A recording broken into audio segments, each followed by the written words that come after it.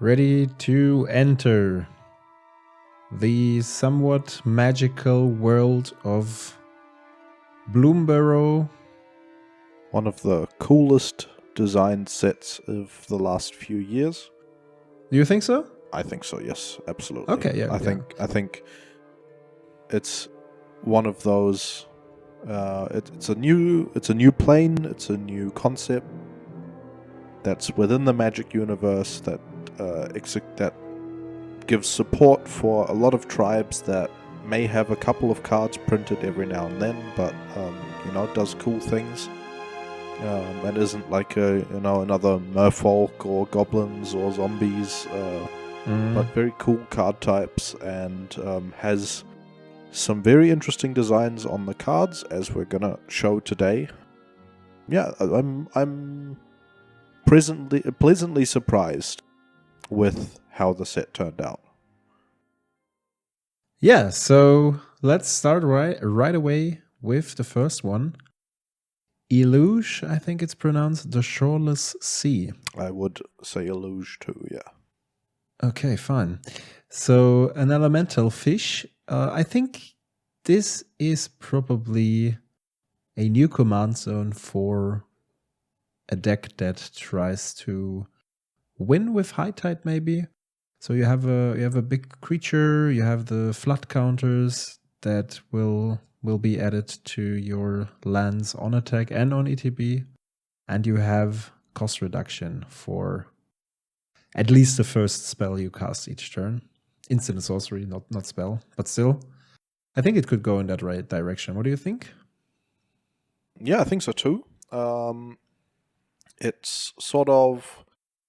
we saw some successful Octavia lists when she first came out, and that's another very instant sorcery-based blue archetype that has to try and resolve its commander. I think untapping with this card is going to be a little bit difficult, but considering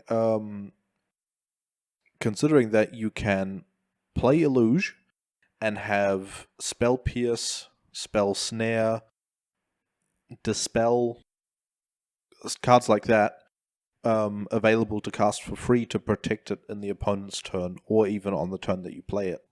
And then untap and have the first spell you cast be High Tide, which nets you 2 more mana than it does in any other execution of the list. Yeah. Could enable some very powerful gameplay patterns, but I think it definitely has its flaws. Absolutely. I mean, the fact that the static ability counts on each turn is definitely interesting. I think that's what makes it playable, after all, for being a 4-drop. We will see if players are going to experiment with it. I would be definitely curious about it. We haven't tinkered with any version in that direction so far. There's only one card we are tinkering with in the command zone, actually. Or no, that's not true. Actually, 2 cards, but we'll get to them later. Maybe we'll see something like this. Let's see. Yeah.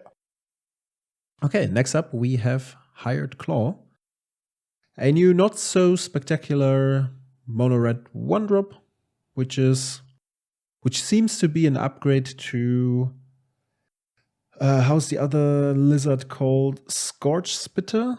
Yes. The one that deals like a damage to planeswalker or opponent on attack. Yes. This one only deals to opponent, not to a planeswalker, but still it would be played in Gerson if Gerson would still be a deck. I haven't seen it for quite some time, to be honest. But I'm very sure this will also find its way into Red Deck Wins, Felden decks. You have a mana sink for the late game. I'm a bit skeptical about this card being good enough for Felden, but we'll see. I've seen many Red Deck Wins players saying, "Oh, it's really cool. I will definitely play it." I think it has a couple of problems in those lists. For one, it attacks as a 1/2, so blocking it is usually going to be pretty easy. And that's true. On the turns that it matters, which is usually like turn 1, 2, turn 2, 3, turn 2 and 3, maybe 4, but 2 and 3 definitely, you are often going to be playing creatures with haste. So if you play a Hired Claw turn 1 and you want to play your Feldon turn 2, that means that you can't attack and leave open the activated ability, which kind of compensates for the fact that this card is a 1-2 as opposed to a 2-2. So, like, it'll do 1 damage, but if it's blocked by an adequate blocker, then you've dealt 1 less damage than you would if it was a 2-2. So, yeah. I mean, a good blocker for most 1-drops in Feldon have to have 3 toughness anyways. And apart from Thrasios, which is now released again, there isn't such a command zone, really. Well, I'm not talking about a command zone, I'm just talking about, like, Delighted Halfling, Deathrat Shaman, a Thraben Inspector, and what's it called? And so, yeah, this lines up a lot worse against those kinds of cards. I'm not sure how relevant that is, but I think it's not irrelevant. Because with your 1-drops, you're usually optimizing for, the most common situation, and I think the most common situation is that you want your 1-drops to be 2-2s. Absolutely. But I still think this card is worth testing. Yes, absolutely. I'm not quite sure how the current the average quality of a 1-drop looks like for Red Deck Wins. I think it's quite fine. Yeah, maybe this will find its way into it. The creature type Lizard Mercenary is not something you can make a lot of use with currently. That's true. But talking about lizards, we have another one, a much more interesting one. There's Geth, the Scaled Scorch, which is a new command zone for all the Rakdos aficionados. Pretty simple design, 3/2 ward, pay to life. That's actually a good way of warding the creatures in Duel Commander. So you don't have to pay additional mana. And yeah, I think it's pretty straightforward here. The triggered ability is not so relevant, but dealing damage and having creatures that enter the battlefield bigger is always a good thing if you're on that game plan. Yep. I think this card, if it was printed in like Modern Horizons or something, it would probably have Menace as well. The fact that it's a kind of abilityless 3/2 might make it a bit worse, but I think overall probably going to be a pretty good aggro deck. I think so too. We will definitely see it every now and then, I think. If not in paper, definitely on MTGO, I think. Yeah. Next up, there is a new Otter wizard joining the command zone, maybe. Not pre-banned this time. No pre-ban this time, no. Kitsa, a pretty good card at first glance. 2 mana, Vigilance, Prowess, 1/3, Loot effect. Vigilance and a Loot effect, very nice combination. And then you have the second activated ability, which copies an instant and sorcery spell, but only if the power is 3 or greater. So you won't activate this every day, but might be relevant every now and then. Yeah, so one thing that I forgot about when I was first evaluating this card is that you have cards like the Baubles that you can use to, for 0 mana, trigger the Kitsa, and then, so you only need to play 2 spells for the activated ability to be relevant. So like, if you play a Bauble and then play a cantrip and copy you can copy the cantrip for 2 mana and draw 2 cards. So I think it's a bit better than when I was first evaluating it, and I think it's a very reasonable card. Don't know if it's going to see play in the command zone or if it's going to be more of a 99 card. I think it probably fits pretty well in many blue-red decks. I will definitely put it into Malcolm. Yeah. I think it fits very well. Also because it can be a potential swap against aggressive decks. Yes. Because Malcolm with 1 toughness has some problems against Felden, for example. And here you have 3 or potential more toughness. With vigilance, it's very nice. So I definitely see this card in the 99 here. And as you said, maybe in some Izzet decks. There aren't that many Izzet decks around for now. But yeah. I think Izzet was one of those color combinations that always has potential. True. Next up, we have Temo Boy. Yeah, we have a new Temo commander. Felix and I are usually excited when we see those 3 colors together, which goes back a couple of years. I think the first video on the channel showcases our partner Temo Brew, and this is another card that might be a playable commander in that direction. I think there's a couple of it's one of those cards where, for at least for me, pretty difficult to evaluate if the ability is really bad or kind of okay, because like when you play this card, you usually are not going to be hellbent if you play it on turn 3 to play another land drop.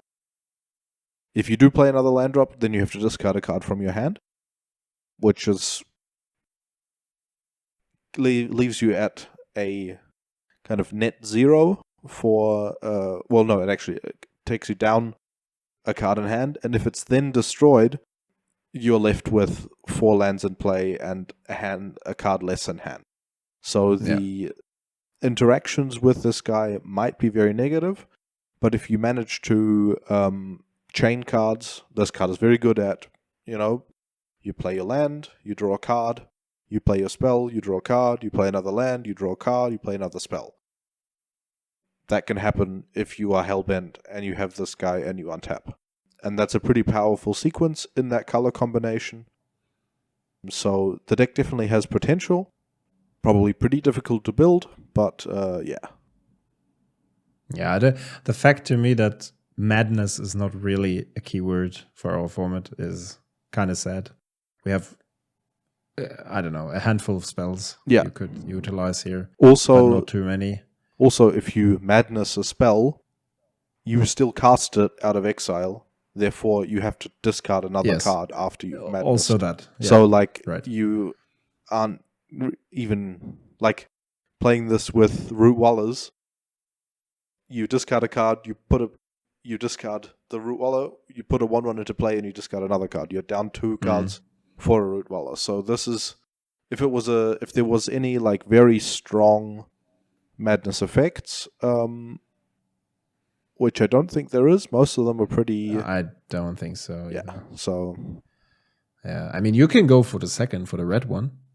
You have the green one and then the red one, and then you still have to discard another card. Yes. Yeah. And then, I mean, you win the fancy game. If you have both Root Wallers in field, you basically have to win the game, because I have won a couple of vintage games just on the back of Root Wallers. Yeah. We're not talking vintage. We're talking Duel Commander. Yeah, stay with the topic. Sure. That's a different league, man. It's a different league. That's also so now we talked about the frog. Let's go back to Otter Wizards. There is the Stormcatch Mentor, which is, I was just thinking about, it's not a power creep towards the, how was the card called? Stormchase Mage? Stormchaser Mage is a 2/2. It's 1/3. It's a 1/3. Oh, that's a 1/3 with prowess. Oh yeah, I was thinking of a different one. Yeah. Mm-hmm. So this one is only 1/1, but you have in addition the Goblin Electromancer on stick, which is quite powerful. So that's definitely a good deck for all those Ludovic-ish types of decks. I don't think Balmo is still a thing, but this would definitely fit into. I mean, yes and no, because many of those lists are playing a maximum number of 1-drops that they can, playing all the shocks, playing a bunch of blue cantrips, and the Stormcatch Mentor isn't going to be discounting those 1-drops of any mana.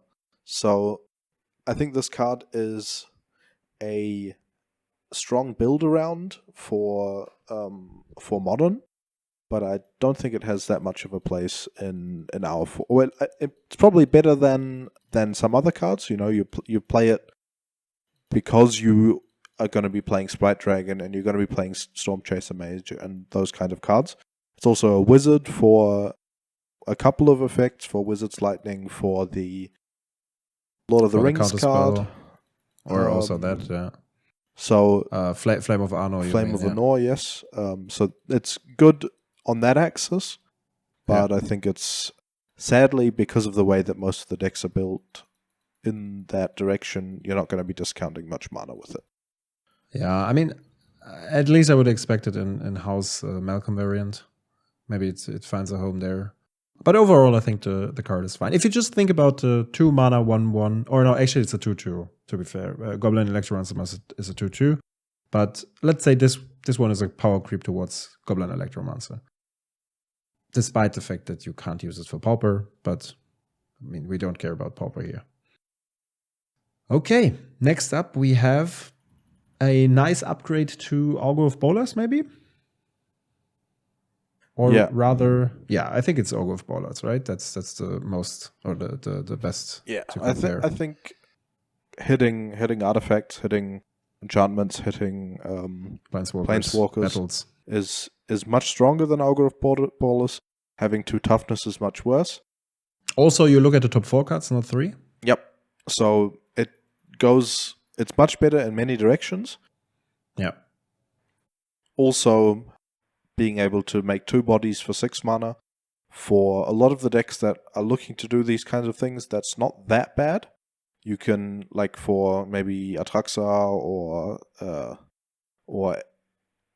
higher blue-white control decks of every variation, the big mana control decks, this might be a card that,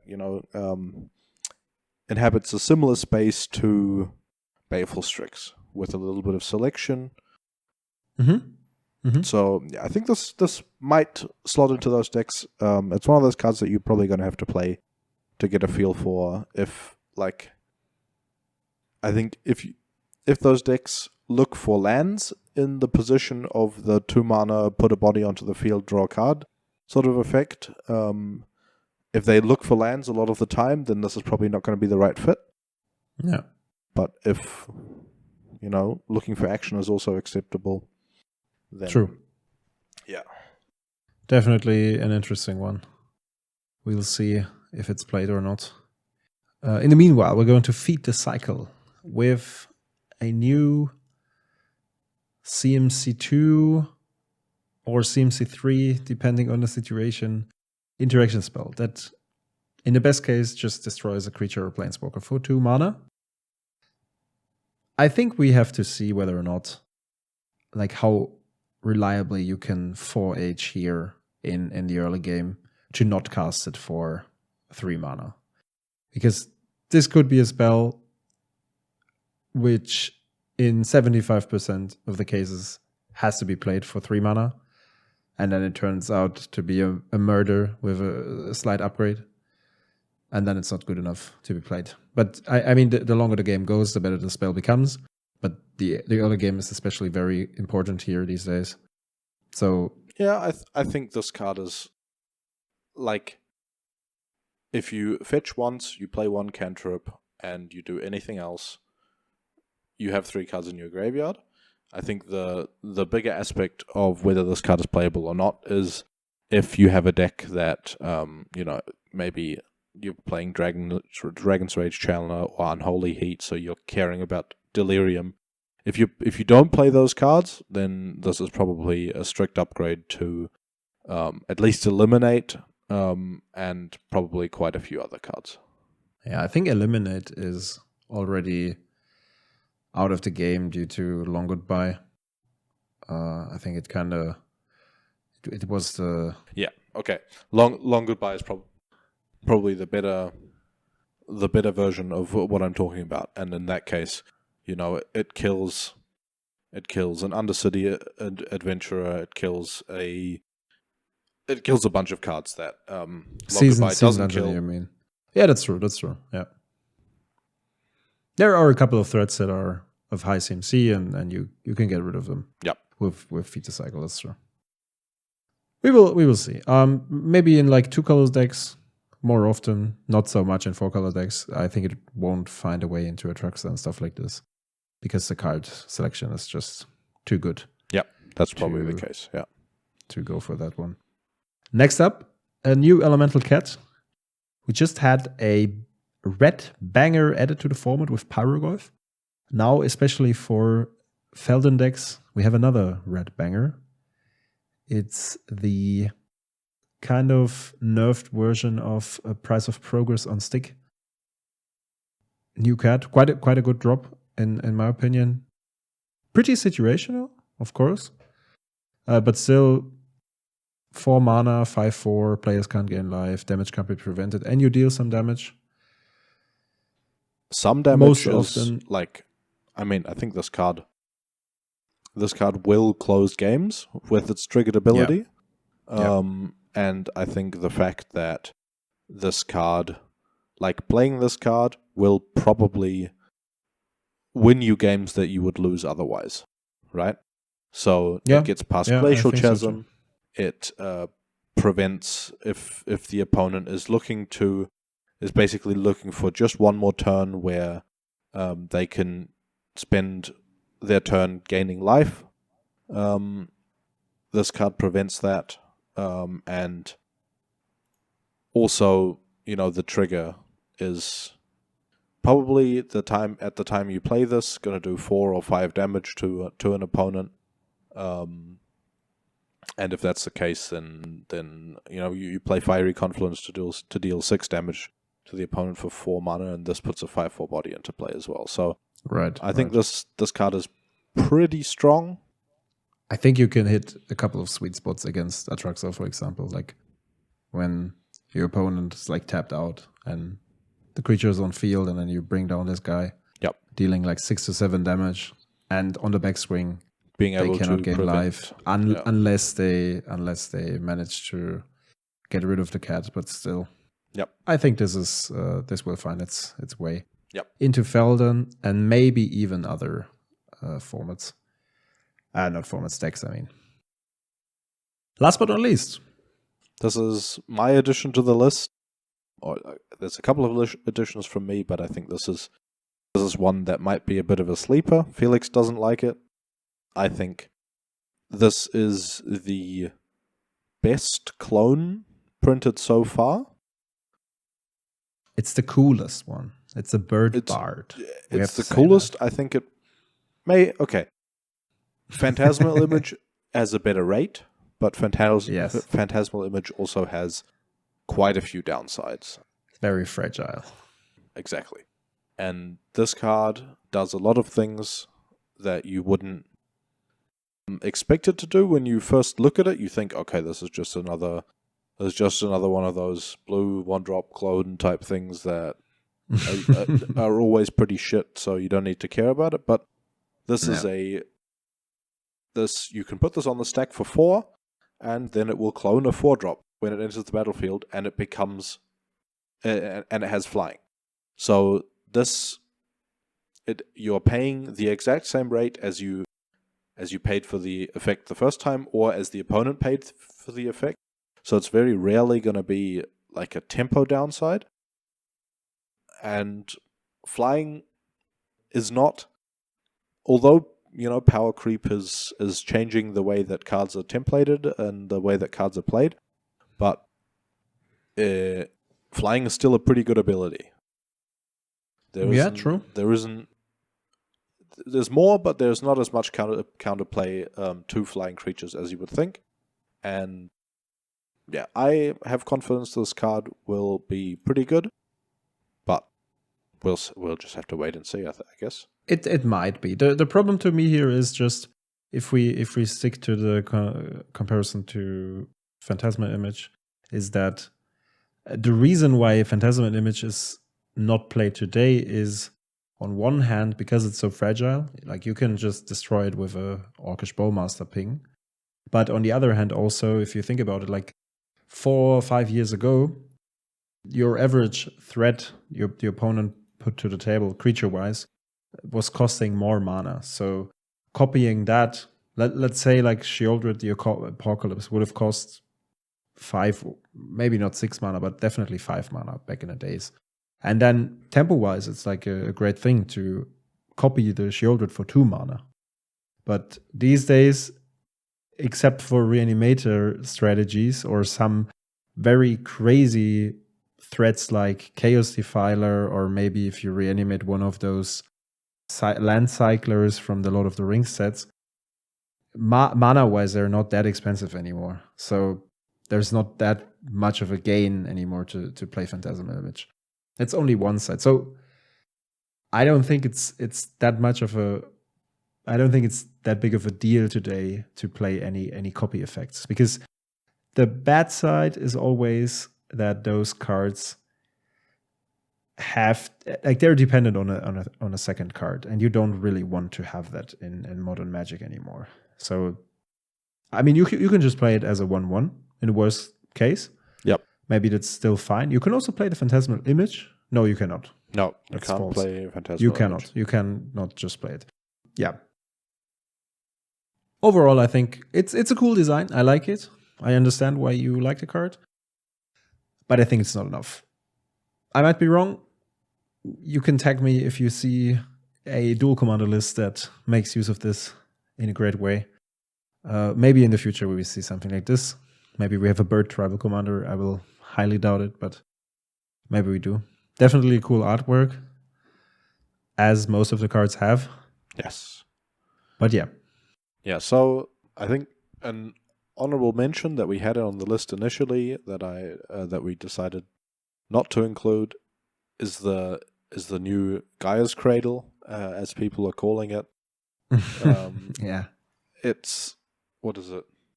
We made the conscious decision not It's to bad. include it because we don't think it's Yeah. going to see play. Doesn't enable any archetypes that weren't possible before. It doesn't slot into any decks that are around at the moment, and yeah, that's just the way it is, basically. So we already arrived at the end of this video. 10 cards, as always. There might be many more to talk about, as with any set, to be honest, but we want to keep it short.